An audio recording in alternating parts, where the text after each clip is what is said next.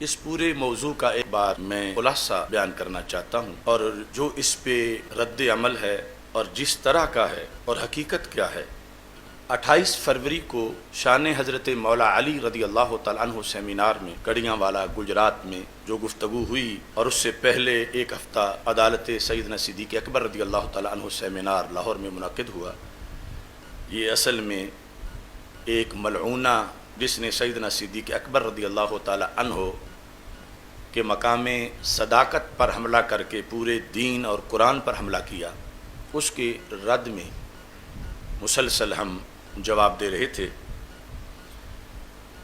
اس موضوع کے اندر آج میرے بار بار سمجھانے کے باوجود کچھ لوگ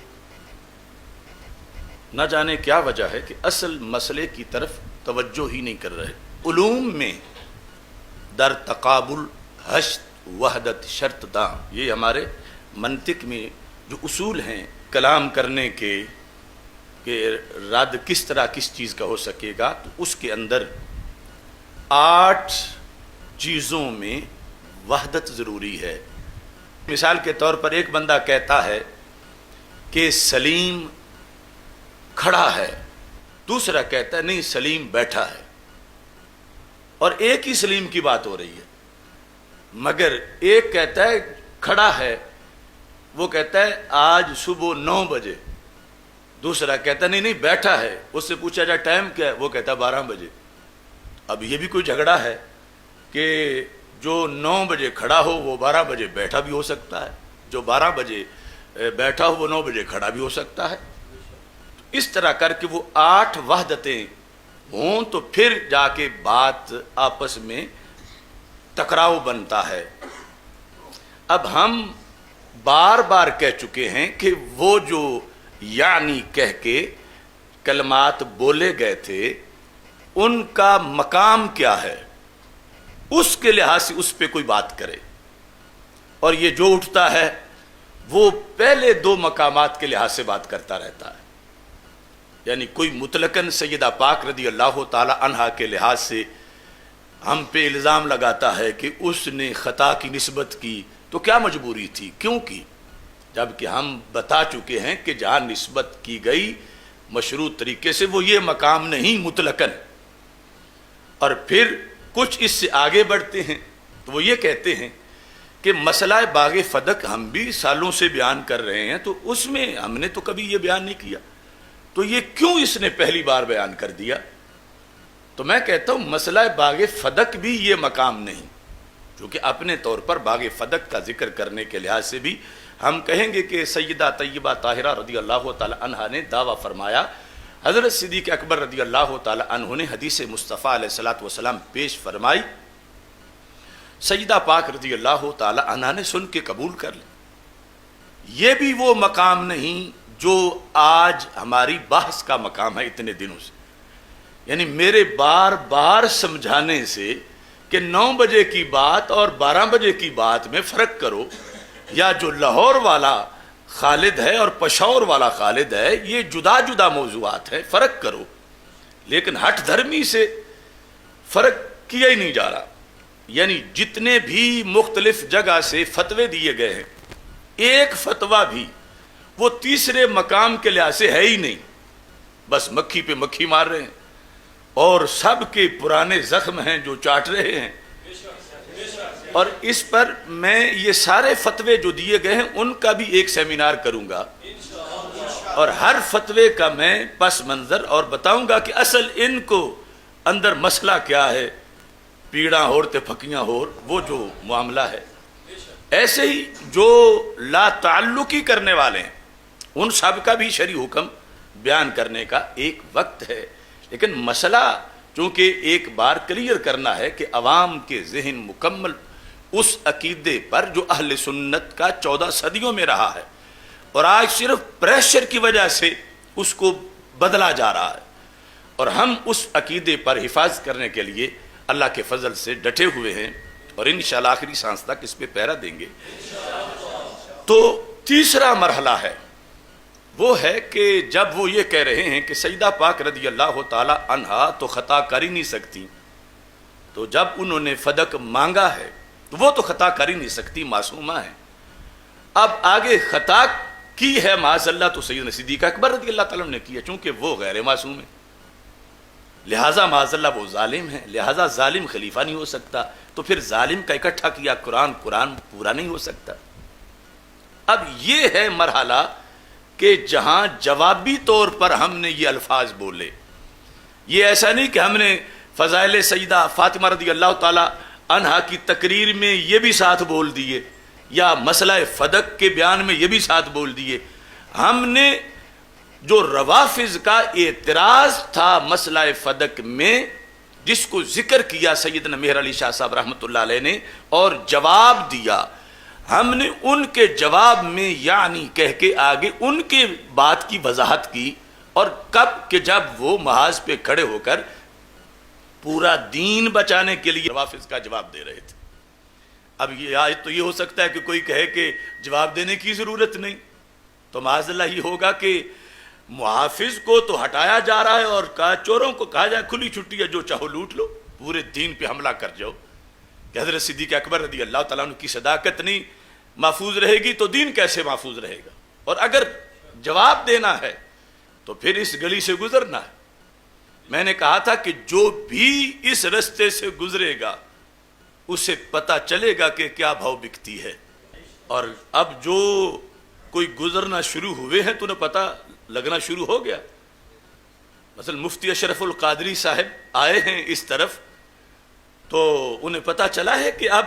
یہاں سے کتنی مشکل گزرگاہ ہے اور کتنا احتیاط سے گزرنا ہے اور کیسے بندہ پھسل بھی سکتا ہے.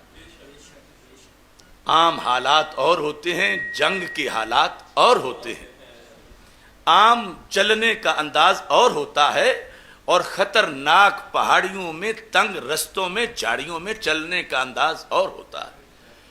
کوئی کہے کہ تم ویسے تو بڑے سکون سے چلتے تھے مگر یہاں بھی ویسے ہی چلو، کیوں کہیں جھکتے ہو، کہیں سیدھے ہوتے ہو، کہیں اس طرح ہوتے ہو، کہیں اس طرح سیدھے چلو. تو اس کو پتہ نہیں کہ وہاں کتنا پیچ و خم والا رستہ ہے کہ جہاں سے چل کے نکلنا ہے، منزل تک پہنچنا ہے. یا تو کہو کہ اس طرف جانا ہی نہیں کیونکہ اگلی منزل ہماری منزل ہی نہیں. اور اگر ہماری منزل تحفظ یا عقائد اہل سنت ہے تو پھر اس جگہ سے جہاں بہت زیادہ خطرات ہیں تو ان کو پیش نظر رکھ کے عام چال کی طرح نہیں، اب وہاں کے مطابق چلتے ہوئے وہاں سے گزرنا ہے. تو اس صورتحال میں اب مسلسل ایک بات کہی جاتی ہے، یعنی میں یہ آج پھر سب سے کہنا چاہتا ہوں بڑے ادب کے ساتھ کہ سب سے پہلی بات تو یہ ہے کہ اگر میری وہ گفتگو 28 فروری والی جو شان مولا علی رضی اللہ تعالیٰ عنہ سیمینار میں کی گئی تھی، اگر یہ سارے لوگ وہ ہی صرف سن لیتے میری کسی وضاحت کے بغیر، وہ ہی منصف مزاج ہو کے سن لیتے، تو پتہ چل جاتا کہ چوروں نے خواہ مخواہ کلام کو پہلے پیچھے سے کاٹ کے مفہوم غلط بنایا ہے، ورنہ غلطی تو تھی ہی نہیں. کیونکہ وہاں 40 سے زائد علماء و مشائخ سن رہے تھے، عوام سن رہے تھے، شیوخ الحدیث تھے، مدرسین تھے، سادات تھے، پیران طریقت کے. تو کسی کے حواس کو تو بو آ جاتی کہ یہاں توہین کی بو ہے، تو بوئے توہین بھی کسی کو نہیں آئی. لیکن جب ماں قبل سے کاٹا گیا اور ماں بعد سے اس کو جدا کر کے خود توہین بنا کے پیش کیا گیا، تو ان کی ذمہ داری تھی کم از کم وہ تقریر میری تو سنتے کہ 4 جملے پہلے کیا ہے، 5 جملے بعد کیا ہے. مگر افسوس کہ یہ جتنے بھی گھوڑے دوڑانے والے ہیں، تیر برسانے والے ہیں، ان میں سے کسی نے نہ پہلے سنا نہ بعد کا سنا، اور اس پر کسی نے فتویٰ دینا شروع کر دیا، کسی نے تقریر کرنا شروع کر دی. تو آج پھر میں ان لوگوں کی بھلائی کے لیے کہہ رہا ہوں کہ تم بچ جاؤ، محفوظ ہو جاؤ، کہ ماں قبل ماں بعد دیکھ لو صرف. اور ساتھ ہی یہ دوسری ریکویسٹ ہے کہ مقام گفتگو دیکھو. پہلا مرحلہ نہیں ہے وہاں پر کہ مطلقاً سیدہ پاک رضی اللہ تعالی عنہا کے تذکرے کے اندر مجھے نصیحتیں کر رہے ہیں کہ سیدہ پاک کے مقام کے لحاظ سے یہ شان نہیں، تو میں تو خود کہہ چکا ہوں کہ عمومی حالات میں شایان شان نہیں اور جائز نہیں کہ اس طرح کہا جائے۔ دوسرا مقام باغ فدق والا، اس پر جو آگے بڑھتے ہیں تو کہتے ہیں ہم تو خود باغ فدق بیان کرتے ہیں، ہم نے تو کبھی ایسا نہیں کہا۔ تو میں کہتا ہوں یہ بھی موضوع نہیں، موضوع ہے تیسرا مقام جہاں اعتراض ذکر کر کے تو پھر جواب دینا ہے۔ اور ان سب کو میں نے کتنے ہفتے ہو گئے ہیں کہ کہا ہے کہ تم اپنی طرف سے یہاں سے گزرو، ایک بار خود گزرو نا، اگر پہلے نہیں گزرے، حالانکہ گزرنا تو پہلے بھی چاہیے تھا کہ یہ اعتراض ہوتا ہے تو عالم دین کا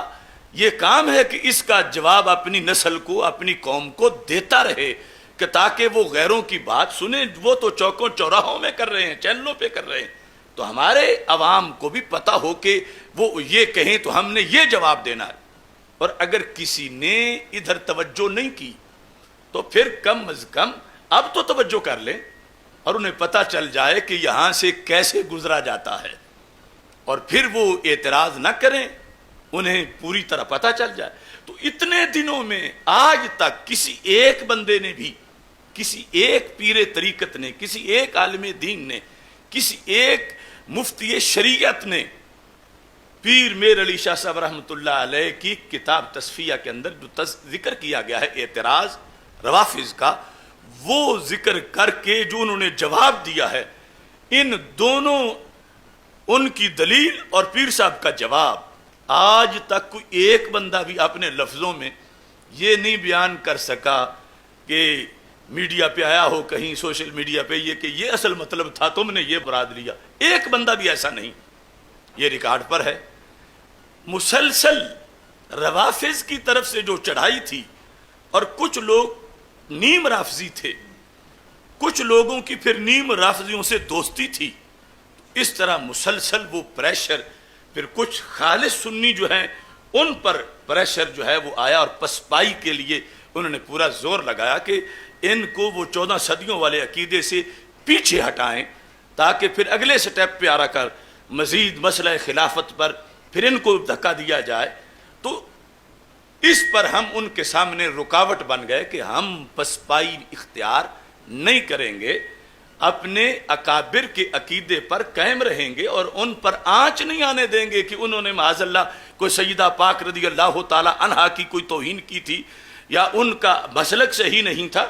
بلکہ جو ہمارا دین ہے اس کے مطابق اللہ کے فضل سے اس پر ہم قائم رہیں گے۔